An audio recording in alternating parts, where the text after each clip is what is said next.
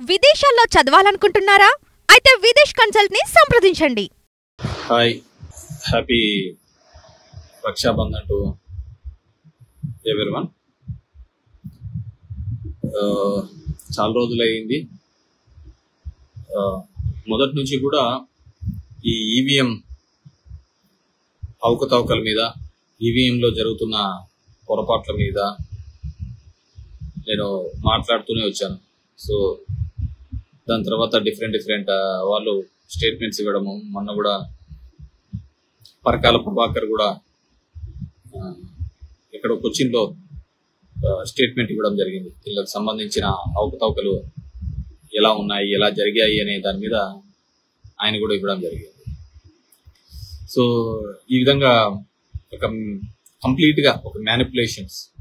ఆ రోజు ఓడినప్పుడు చంద్రబాబు నాయుడు అన్నాడు, దాని తర్వాత ఇప్పుడు మేము ఓడినప్పుడు మేము అంటున్నాం అనేది కాకుండా ఓవరాల్గా కూడా ఎలక్ట్రికల్ డివైజెస్ ఏదైనా కానీ మే గెట్ కాంప్రమైజ్డ్.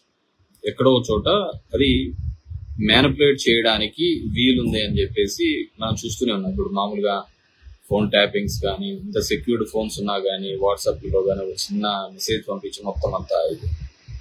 సో దీని మీద ఒక బలమైన ప్రజాస్వామ్య వ్యవస్థ ఉండాలన్నా, ఇది చేయాలి అన్నా, మొదటి నుంచి కూడా దొంగ ఓట్లు అనేది ఏ విధంగా ఉందో, ఇంతకుముందు దొంగ ఓట్ల మీద కూడా ఫైట్ చేసిన మీకు చాలా సందర్భాల్లో చెప్పడం జరిగింది.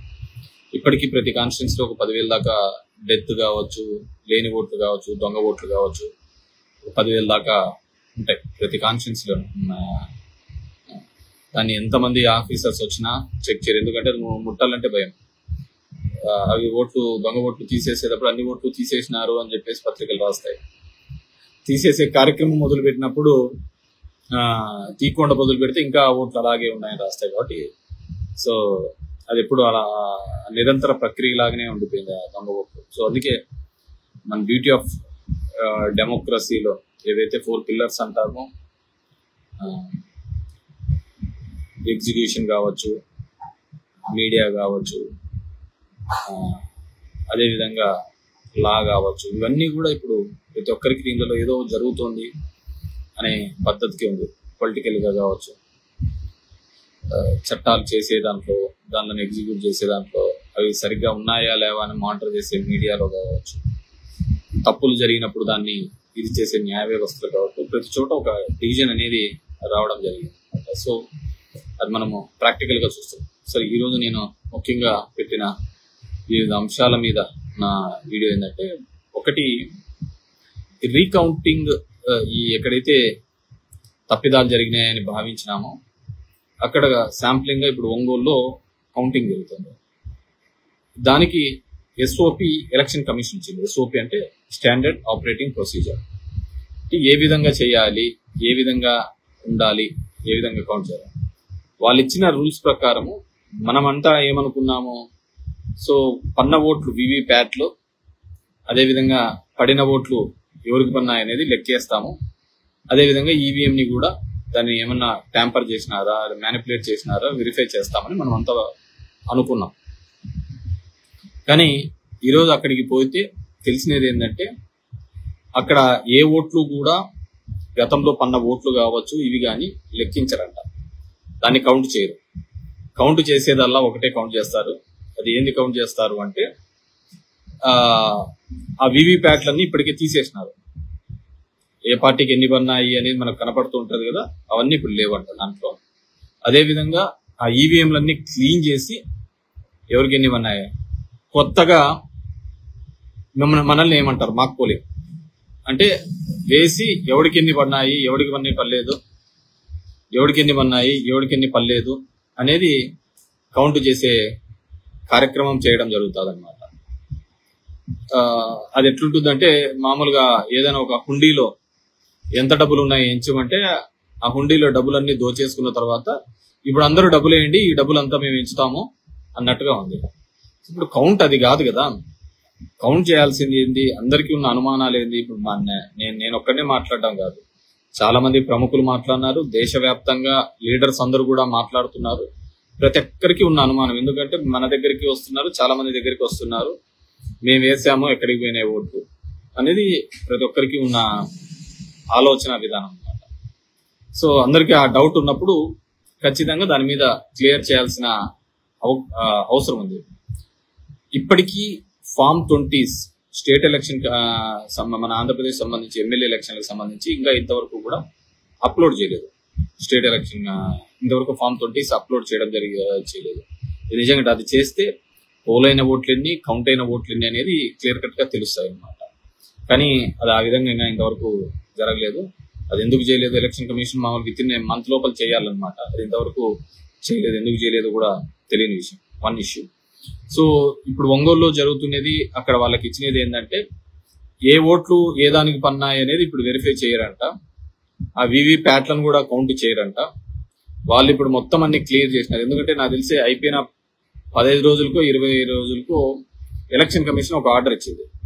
ఏం ఆర్డర్ ఇచ్చింది అంటే మొత్తం వివి ప్యాట్లన్నీ కూడా ఉండేటివన్నీ కూడా బర్న్ చేయండి, అన్ని క్లియర్ చేయండి అని చెప్పేసి నాకు తెలిసి మా జిల్లాలోని మా ధర్మవరంలో అయితే ఇప్పటికే బెంగళూరు కూడా వెళ్ళిపోయినాయి ఆ ఈవీఎంస్ అన్ని కూడా, అన్నింటినీ కూడా పంపించినారు. ఇంకా చేసేది ఏంది లేదు. సో అదే పనిగా ఇట్స్ డిలే ప్రాసెస్ చేయన్నారు ప్రతి ఒక్కరికి ఉన్నట్టుగానే. సో దీంట్లో క్లియర్ కట్ గా చేయడం జరిగింది. బాలినేని శ్రీనివాస్ రెడ్డి గారు ఇప్పటికే హైకోర్టుకు కూడా పోవడం జరిగింది. పోయి ఇది మేము అడిగినది ఇది కాదు, సుప్రీంకోర్టు ఇచ్చిన మార్గదర్శకాలు వేరు, వీళ్ళు ఇస్తున్న స్టాండర్డ్ ఆపరేటింగ్ ప్రొసీజర్స్ వేరు అనే దాని మీద వాళ్ళు కూడా లీగల్ గా ప్రొసీడింగ్ కావడానికి వెళ్ళడం జరిగింది. ఈ రోజు ఉండాల్సింది అది రేపటికి డిస్పోజ్ కావడం జరిగింది. సో ఇది ఎలక్షన్స్ కి సంబంధించిన విషయం.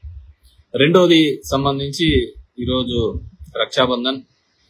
కానీ ఈ వారం 10 రోజులుగా కూడా చూసినాం కోల్కతా ఒక డాక్టర్, దాంట్లో నిజంగానే దురదృష్టకరమైన సంఘటన. మోమిలా దేబ్నాథ్ అనే ఒక డాక్టరు, 31 years old డాక్టర్ కి సంబంధించిన ఒక కిరాతకమైన సంఘటన. మొత్తం యావత్ దేశం అంతా కూడా నిరసన తెలుపుతున్న సందర్భం. దీని ఇంకా కొన్ని చోట్ల పొలిటికల్ గా వాడుకునే ప్రయత్నం చేస్తుంది. It's very cheap and very bad. ఆ ప్రయత్నాన్ని మానండి. ఖచ్చితంగా ఒక మంచి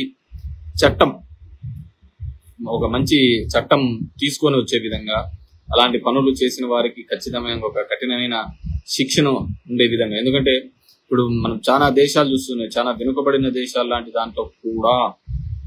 వెనుకబడిన దేశాల్లో కూడా ఇలాంటివి చేస్తే ఒక భయాన్ని క్రియేట్ చేసే విధంగా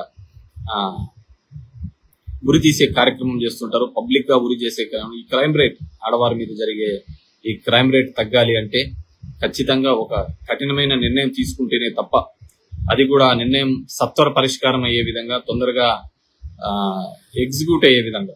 ఎందుకంటే మనం చూస్తున్నాం ఎంత డిలే ప్రాసెస్ జరుగుతుంటది.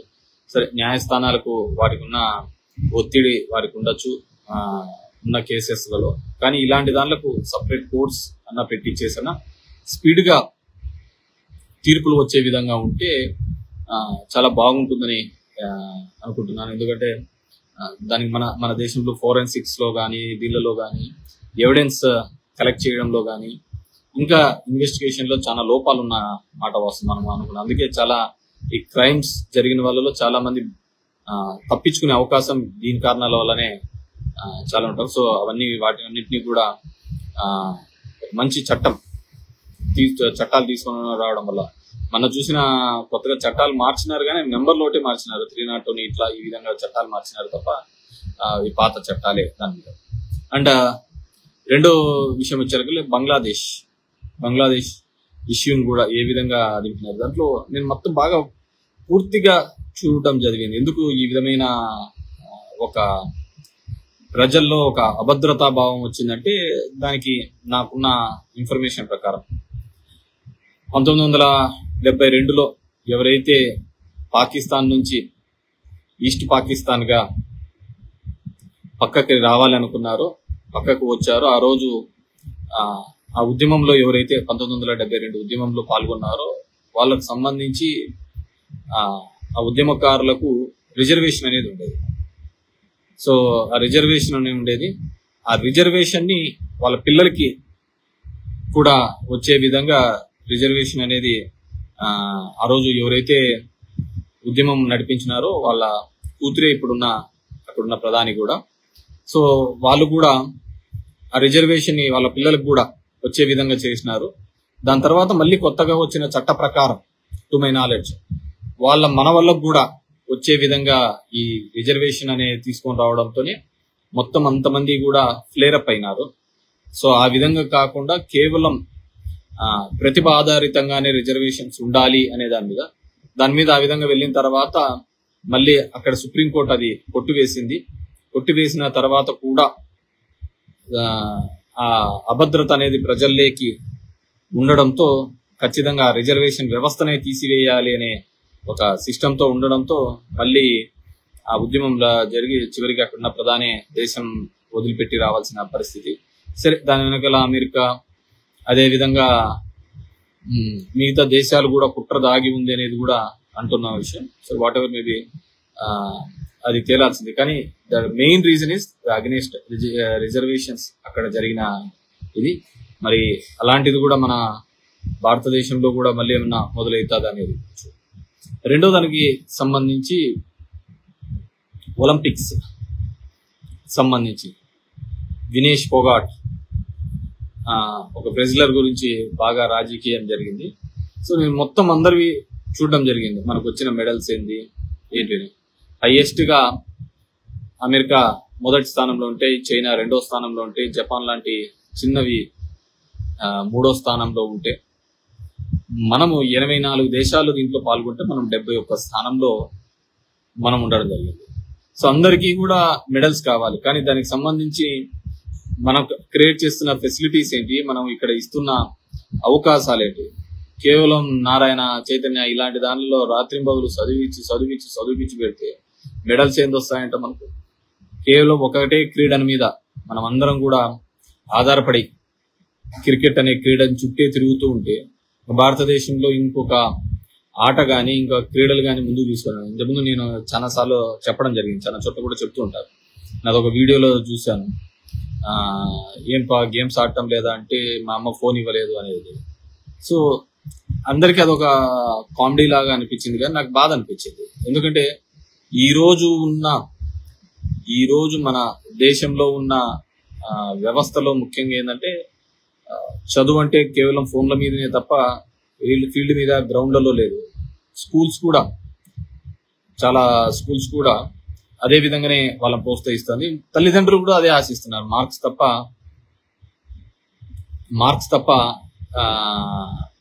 వేరే దానిల గురించి ఆలోచించడం లేదు. కేవలం మార్కులు వస్తే చాలు అనే దానిల మీద తప్ప ఇంకా వేరే దానిల గురించి ఆలోచించడం దురదృష్టకరమైన సంఘటన.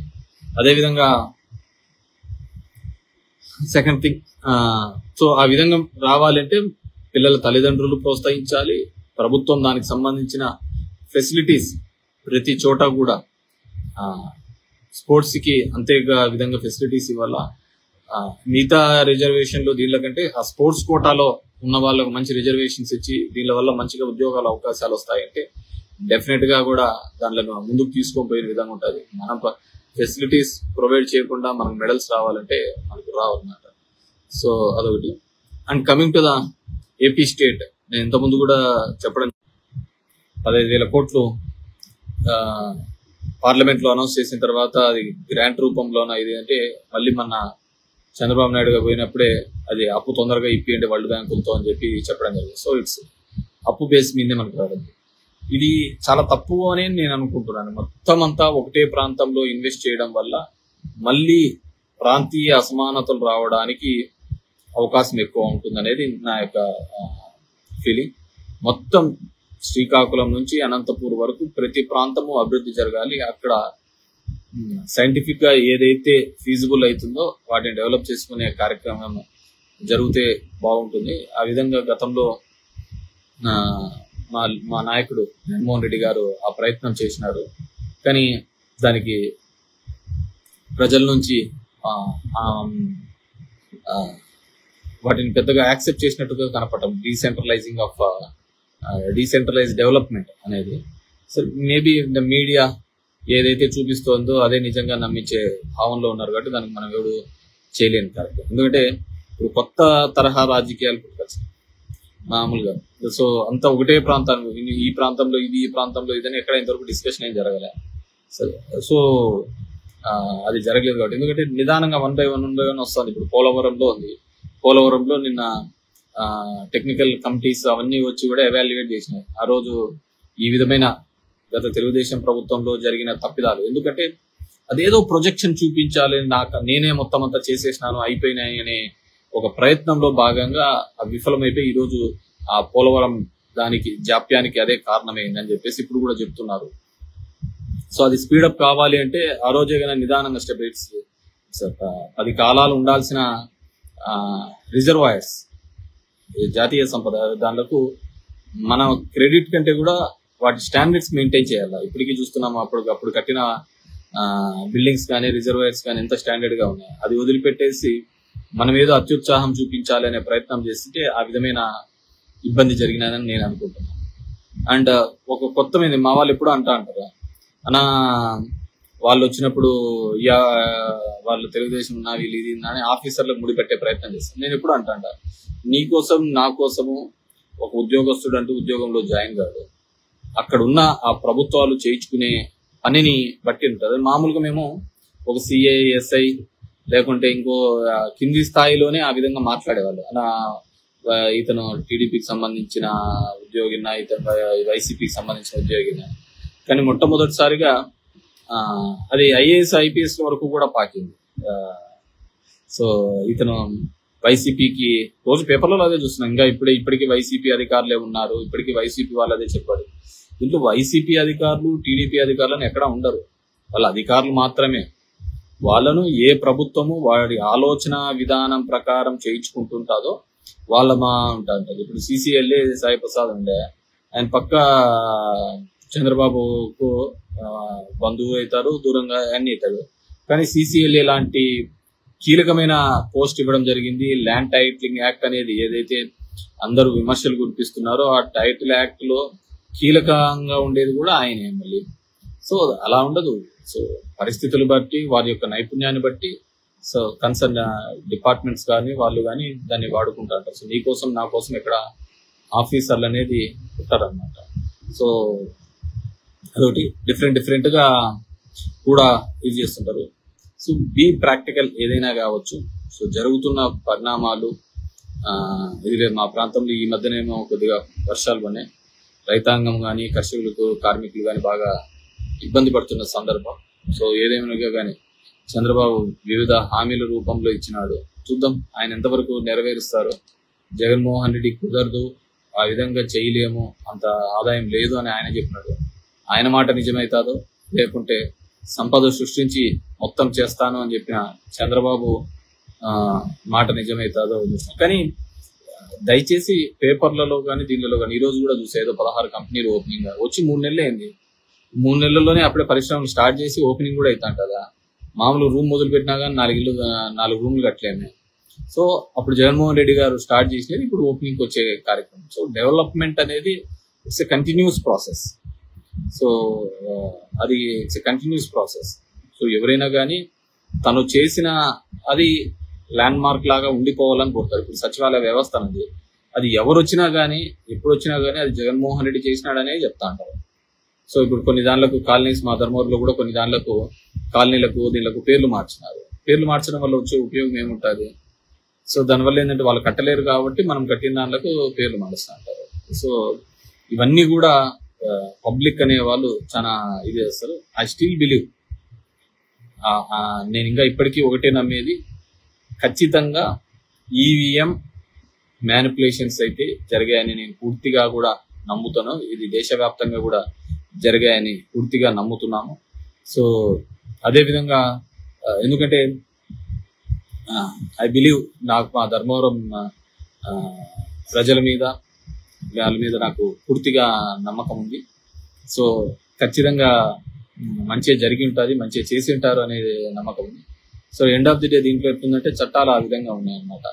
ఒకసారి ఎలక్షన్ ఇది అయిపోయిన తర్వాత నువ్వు నేనేం చేసేలేదు. కానీ ఈరోజు ఒంగోలులో జరిగిన దాన్ని బట్టి ఇలాంటి అనుమానాలు మరింత బలంగా వస్తున్నాయి. ఎందుకంటే ఎక్కడైతే ఆ గతంలో ఏ ఈవీఎంలు జరిగినాయో అవి ఎంచండి అయ్యా, ఆ వివిప్యాట్లు ఎన్ని ఉన్నాయి, ఇవి ఎన్ని ఉన్నాయి, అవి ఎంచండి అంటే అవి అన్ని తీసేసి కొత్తగా మళ్ళీ ఈవీఎంస్ ఎంచడం అంటే ఖచ్చితంగా ఏదో ఒక మ్యానిపులేషన్స్.